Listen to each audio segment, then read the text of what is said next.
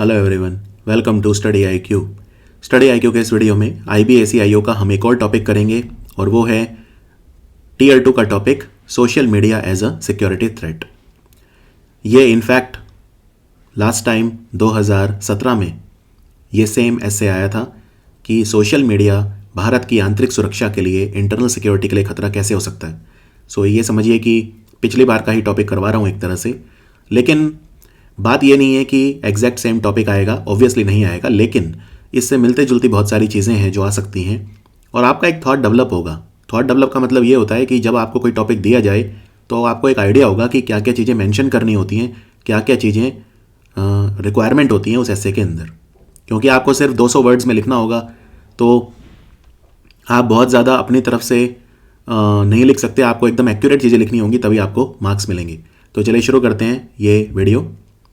आपका ऐसे का टॉपिक है social media emerging threat to internal security. इसमें यह भी आ सकता है social media unnecessary evil, social media boon और बेन यानी वरदान या अभिशाप। इस तरह से कुछ भी ऐसे बना के सोशल मीडिया पे दिया जा सकता है।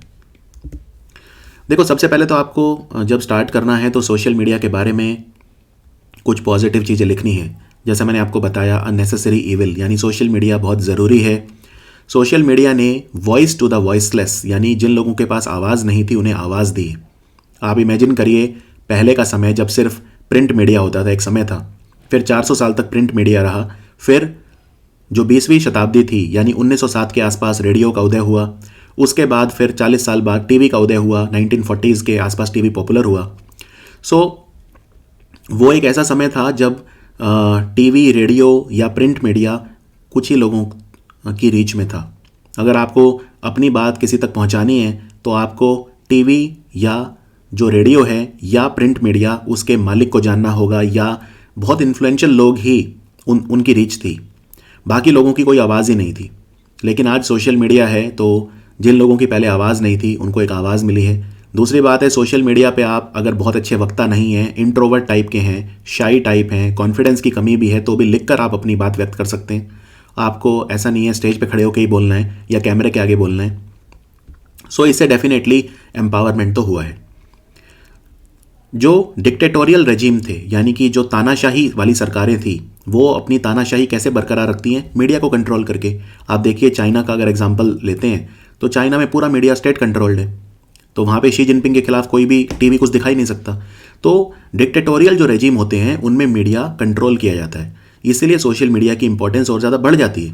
क्योंकि अगर सोशल मीडिया नहीं हो तो फिर आदमी के डिक्टेटोरियल होने के चांसेस और ज़्यादा बन जाएंगे, लेकिन सोशल मीडिया उस पर एक अंकुश लगा के रखता है। तो ये आपको कुछ पॉजिटिव ज़रूर बताने हैं। यहाँ पे मैं आपको एक लेनिन जो थे, रशिया के रेवोल्यूशनरी थे लेनिन ने एक बात कही थी, if word is more powerful than bullets then why should we permit every idiot और criminal to own a printing press. उन्होंने ये कहा था कि जो शब्द हैं, अगर हम ये माने कि वो बुलेट से ज़्यादा ताकतवर हैं, और वास्तव में हैं, जो क्रांतियाँ आती हैं वो ज़्यादातर शब्दों से आती हैं, ना कि बुलेट से। सो हम हर इडियट या क्रिमिनल को ये प्रिंटिंग प्रेस ऑन करने के लिए परमिट क्यों करें? उनका कहने का मतलब ये था कि कोई भी अगर मान लीजिए हमारी विचारधारा के अगेंस्ट जाता है, जैसे लेनिन ने कहा था, तो हम उसको प्रचार क्यों करें, उसको ये मौका ही क्यों दें? यानी अगेन वो एक तरह से ये कहना चाह रहे थे कि जो मीडियम है, जो मीडिया है, वो कितना इम्पॉर्टेंट है, इससे ये पता चलता है, राइट। इसी तरह से कुछ लोग ऐसे भी थे जो कहते थे कि बुलेट से क्रांति आती है, जैसे माओ जेडोंग कहते थे कि जो बैरल ऑफ द गन है उससे पावर आती है। तो अलग अलग विचारधाराएं रही हैं। भारत में सोशल मीडिया इतना बढ़ क्यों गया अचानक? आप देखें, अगर एक समय था जब स्टार्ट हुआ था ऑरकुट वगैरह से, और बाद में फिर फेसबुक, व्हाट्सएप, ये सब इतना ज़्यादा हो गया, टिकटॉक वगैरह सब कुछ, तो इसके कई रीज़न हैं। तो इनमें आपको कुछ मेंशन करने हैं। जैसे इंटरनेट पेनिट्रेशन रेट भारत में बढ़ रहा है। आप देखिए, आज जितने भी लोग सोशल मीडिया पे हैं वो तब हैं जब भारत में इंटरनेट पेनिट्रेशन 25% से कम है। आप वो भारत इमेजिन करिए जिस दिन 100% इंडिया जो है वो इंटरनेट पेनिट्रेशन होगा। और बहुत सारे प्रोजेक्ट हैं सरकार के जो आ रहे हैं, भारत नेट प्रोजेक्ट है, कई और प्रोजेक्ट चल रहे हैं, गूगल के फ्री इंटरनेट प्रोजेक्ट चल रहे हैं। तो एक बार पूरे इंडिया में जब इंटरनेट पेनिट्रेट हो गया तो सोशल मीडिया और ज़्यादा बढ़ेगा, कम नहीं होगा। तो भारत में इंटरनेट पेनिट्रेशन रेट लगातार बढ़ रहा है, इसलिए जो लोग सोशल मीडिया पर आ रहे हैं वो भी बढ़ रहे हैं। भारत में यंग पॉपुलेशन बहुत ज़्यादा है, डेमोग्राफिक डिविडेंड जो है वो हमारे फेवर में है। मोबाइल फ़ोन क्रांति हुई, चीप मोबाइल फ़ोन, हमें जो चाइना के फ़ोन हैं उन्होंने हमारी पूरी मार्केट को कैप्चर किया। फिर हमारी डोमेस्टिक कंपनीज आ गई बहुत सारी, तो बहुत ही सस्ते मोबाइल फ़ोन। फिर भारत में जो इंटरनेट है वो दुनिया में सबसे सस्ते 5 कंट्रीज़ में से है, तो सबसे चीप इंटरनेट वाले 5 कंट्रीज़ में इंडिया है। उसके अलावा आपको कुछ फिगर भी मेंशन करने हैं, जैसे आज फेसबुक पे लगभग 20 करोड़ भारत के लोग हैं जो एक्टिव हैं। 20 करोड़ 200 मिलियन फेसबुक यूजर्स। ये मैं नहीं कह रहा, ये confederation of all India traders ने कहा है अभी, जब उन्होंने कहा कि फेसबुक और व्हाट्सएप को ब्लॉक कर दो क्योंकि डेटा सिक्योरिटी का खतरा है, तो उन्होंने कहा कि 20 मिलियन फेसबुक यूजर्स का डेटा जो इंडियन यूजर्स हैं फेसबुक पर हैं। फिर आप यहाँ पे सोशल मीडिया के डिसएडवांटेजेस पे आओगे कि कुछ एग्जाम्पल जरूर देने हैं आपको। आप अगर इंटरनेशनल एग्जाम्पल देना चाहते हो तो आप जो बॉस्टन अटैक्स थे उनका एग्जाम्पल दे सकते हो। लंदन में जो राइट्स हुए थे 2011 में, वो सोशल मीडिया ड्रिवन थे, सोशल मीडिया की वजह से फैले थे। बॉस्टन में जो अटैक हुए थे उनमें सोशल मीडिया का रोल आप बता सकते हो। तो इंटरनेशनल एग्जाम्पल भी दे सकते हो, लेकिन मैं ये चाहता हूँ कि आप हमारे देसी एग्जाम्पल दो तो ज़्यादा अच्छा है। ये मेरा व्यक्तिगत विचार है। तो उसमें आप बता सकते हो कि जैसे असम का एग्जाम्पल दो। असम में जब एथनिक क्लैशेज हुए थे 2012 में, तो उसके बाद सोशल मीडिया ने कैसे नॉर्थ ईस्ट लोगों के खिलाफ जो सेंटिमेंट्स हैं वो फ्लेम किए थे, और कई लोगों को तो पुणे, बेंगलोर वगैरह छोड़ के भी जाना पड़ा था क्योंकि उन्हें लगा कि वो वहाँ सुरक्षित नहीं है। इसी तरह से मुजफ्फरनगर जब राइट्स हुए थे तो 2013 में, तो सोशल मीडिया की वजह से हुए थे। तो ये आप कुछ एग्जाम्पल दे सकते हो। फिर जो आईसिस है, जो आतंकवादी संगठन है, Islamic state of Iraq and Syria, जिसे आजकल सिर्फ इस्लामिक स्टेट बोलते हैं क्योंकि वो अब सिर्फ इराक और सीरिया तक सीमित नहीं है। पहले आईसिस बोलते थे, अब आईएस बोलते हैं। तो वो रिक्रूट करता है लड़ाके, अपने जिहादिस्ट जो हैं वो सोशल मीडिया के थ्रू रिक्रूट करता है, ब्रेन वॉशिंग करता है, यानी रेडिकलाइजेशन बाय टेरर ग्रुप्स। ये भी बहुत बड़ा खतरा है सोशल मीडिया से। तो क्या क्या चैलेंजेस हैं और किस किस तरह के वर्ड आपके आंसर में होने चाहिए? सबसे पहले fake news. Fake news social media पे फैलती है और ये बहुत सीरियस प्रॉब्लम है जिसको कोई भी कंट्री रोक नहीं पा रहा है, चाहे वो डेवलप्ड कंट्री हो चाहे वो डेवलपिंग कंट्री हो। फेक न्यूज़ अमेरिका में भी उतनी बड़ी समस्या है जितनी इंडिया में है। तो फेक न्यूज़ स्प्रेड हो रही है सोशल मीडिया के थ्रू, वो एक सीरियस प्रॉब्लम बन जाती है क्योंकि फेक न्यूज़ से फिर मॉब वायलेंस हो सकता है, लोगों की जान को खतरा हो सकता है। धार्मिक और पॉलिटिकल, ये इस मामलों में फेक न्यूज़ सबसे ज़्यादा फैलाई जाती है। दूसरा, highly polarise social media opinion. इसका हवाला मैंने साइबर सिक्योरिटी में भी दिया था कि जो सोशल मीडिया ओपिनियंस हैं वो बहुत ज़्यादा आजकल उनका ध्रुवीकरण हो गया है, बहुत ब्लैक और वाइट हो गई हैं सारी चीज़ें।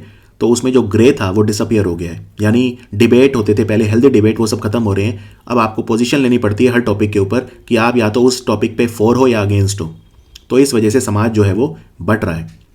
फिर पोस्ट ट्रूथ पॉलिटिक्स, ये आपको अपने आंसर में जरूर मेंशन करने हैं 2 वर्ड। एक तो है पोस्ट ट्रूथ पॉलिटिक्स और एक है कन्फर्मेशन बायस। देखो, पोस्ट ट्रूथ मतलब क्या होता है? पोस्ट ट्रूथ मतलब ये होता है आप किसी चीज़ को सच इसलिए मान लेते हो क्योंकि वो आपको आपके इमोशनल लेवल पे आपको वो अच्छी लगती है, इसलिए नहीं मानते कि वो सच है। इसको बोलते हैं पोस्ट ट्रूथ।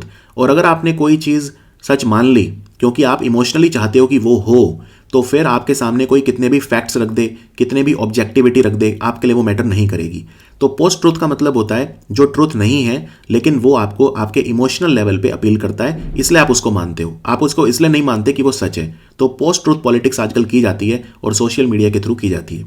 फिर कन्फर्मेशन बायस। कन्फर्मेशन बायस क्या होता है?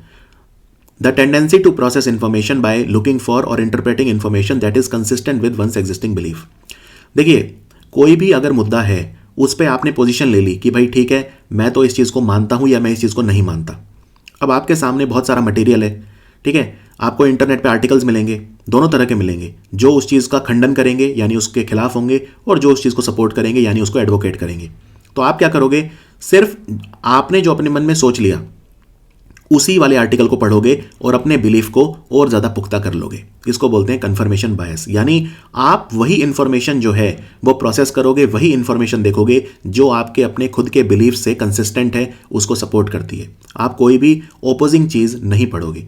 इनफैक्ट कई बार ये बोला जाता है कि सोशल मीडिया हमारा दिमाग खोल रही है या हमारा दिमाग बंद कर रही है। तो इस पर चेतन भगत ने एक बड़ा अच्छा आर्टिकल लिखा था अखबार में।